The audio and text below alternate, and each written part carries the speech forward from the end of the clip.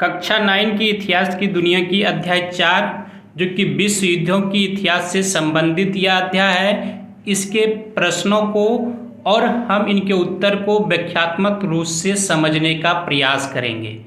सबसे पहला सवाल है कि तुर्की साम्राज्य तथा ऑस्ट्रिया हंगरी में अधिकांश निवासी किस जाति के थे? तो इसका उत्तर हो जाएगा स्लाव जाति के थे। तुर्की साम्राज्य तथा ऑस्ट्रिया हंगरी में अधिकांश निवासी स्लाव जाति के थे।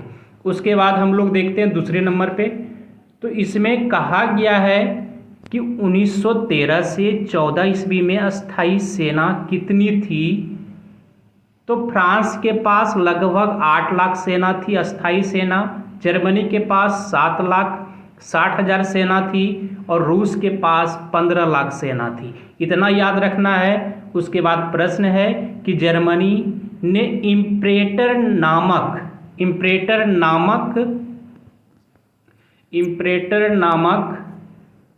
जहाज कब बनाया था? इम्प्रेटर नामक जहाज कब बनाया था? तो 1912 में बनाया था। ये याद रखना है, जर्मनी ने इम्प्रेटर नामक जहाज कब बनाया था? तो 1912 में बनाया था और ये सबसे तेज चलने वाली जहाज थी। ये भी याद रखना है आप सभी को। उसके बाद दूसरे प्रश्न को हम लोग देखते हैं। इंग्लैंड के बाद दूसरा शक्तिशाली राष्ट्र कौन बना? तो जर्मनी बना। कब बन गया? जब इन्होंने ये इम्प्रेटर नामक जहाज बनाया। तो उसके बाद भी जर्मनी यानी इंग्लैंड के बाद दूसरा शक्तिशाली राष्ट्र बन गया। उसके बाद हम लोग प्रश्न देखते हैं। यूरोप में गुटबंदी का जन्मदाता किसे माना जाता है? तो जर्मनी के चांसलर बिस्मार्क को माना जाता है। उसके बाद हम लोग प्रश्न देख लेते हैं।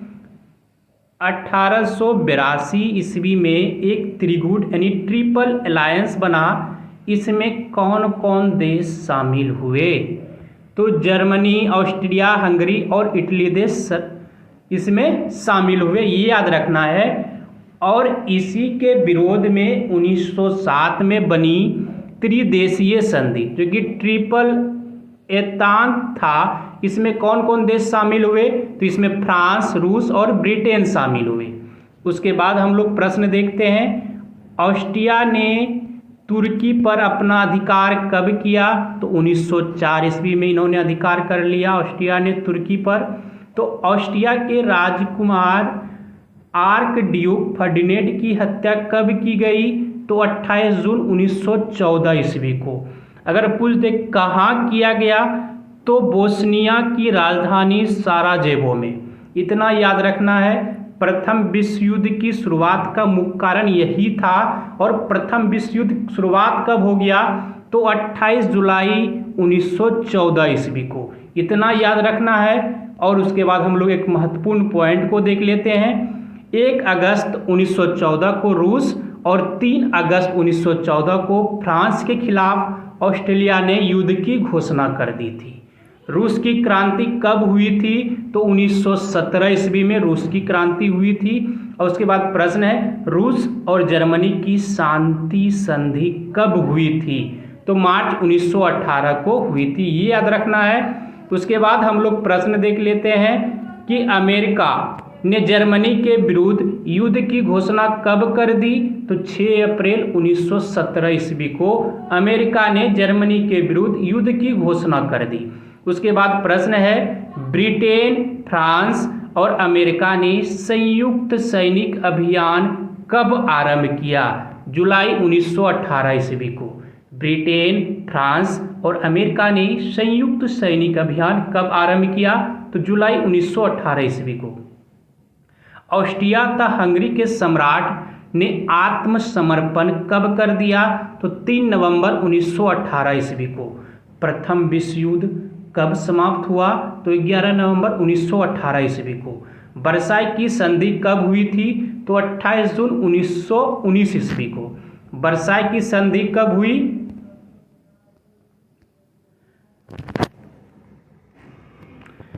वर्साई की संधि कब हुई? तो 28 जून 1919 ईस्वी को। ये याद रखना है आप सभी को। उसके बाद हम लोग देख लेते हैं प्रथम विश्व युद्ध में कितने लोग प्रभावित हुए थे? तो 45 करोड़ लोग इसमें प्रभावित हुए थे और मरने वाले की संख्या कितनी थी? तो 90 लाख बतलाई गई उस समय के आंकड़े के हिसाब से। रूस जापान का युद्ध कब हुआ था? तो 1905 ईस्वी को। इटली, जापान और जर्मनी किस सिद्धांत पर विश्वास रखते थे?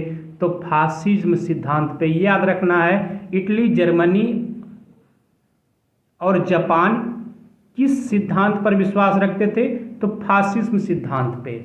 उसके बाद हम लोग प्रश्न देख लेते हैं। विश्वव्यापी आर्थिक मंदी कब आया था? तो 1929 से 30 के बीच में, ये याद रखना है। उसके बाद कुछ हम लोग महत्वपूर्ण पॉइंट को देख लेते हैं। प्रथम विश्व युद्ध के बाद यूरोप में नाजीवाद और फांसीवाद का उदय हुआ था। अगर पूछ दे कि यूरोप में नाजीवाद और फांसीवाद का उदय कब हुआ, तो प्रथम विश्व युद्ध के बाद हुआ था। जर्मनी में हिटलर के नेतृत्व में नाजी सरकार बनी। फांसीवाद के सिद्धांत के आधार पर मुसोलिनी के नेतृत्व में इटली में सरकार बनी। इतना याद रखिए। उसके बाद हम लोग प्रश्न देख लेते हैं। द्वितीय विश्व युद्ध की शुरुआत कब हुई? तो 1 सितंबर 1939 ईस्वी को द्वितीय विश्व युद्ध की शुरुआत हो गई थी। और ब्रिटेन और फ्रांस ने कब जर्मनी के विरुद्ध युद्ध की घोषणा कर दी? तो 3 सितंबर 1939 ईस्वी को। फिनलैंड ने आत्मसमर्पण कब किया? तो 12 मार्च 1940 ईस्वी को। जर्मनी ने नॉर्वे और डेनमार्क को कब हराया? तो 9 अप्रैल 1940 ईस्वी को। उसके बाद हम लोग प्रश्न देख लेते हैं। फ्रांस ने द्वितीय विश्व युद्ध में आत्मसमर्पण कब किया? तो 22 जून 1940 ईस्वी को। फ्रांस ने द्वितीय विश्व युद्ध में आत्मसमर्पण कब किया? तो 22 जून 1940 ईस्वी को। उसके बाद प्रश्न है, जर्मनी ने द्वितीय विश्व युद्ध में रूस पर आक्रमण कब किया? तो 22 जून 1941 ईस्वी को। उसके बाद प्रश्न हम लोग देख लेते हैं। जापान ने कब हवाई द्वीप स्थित पर्ल हार्बर के अमेरिकी नौसैनिक अड्डे पर हमला किया? तो 7 दिसंबर 1941 ईस्वी को। ये याद रखना है। उसके बाद हम लोग प्रश्न देखते हैं। अमेरिका ने कब जापान के विरुद्ध युद्ध की घोषणा की? तो 8 दिसंबर 1941 ईस्वी को। उसके बाद हम लोग प्रश्न देखते हैं। जर्मनी ने कब आत्मसमर्पण कर दिया? तो 7 मई 1945 को जर्मनी ने समर्पण कर दिया था द्वितीय विश्व युद्ध में। अमेरिका ने कब जापान के हिरोशिमा नामक शहर पर एटम बम गिराया? तो 6 अगस्त 1945 को। अमेरिका ने दूसरा एटम बम जापान पर कब गिराया? नागासाकी पे। तो 9 अगस्त 1945 ईस्वी को।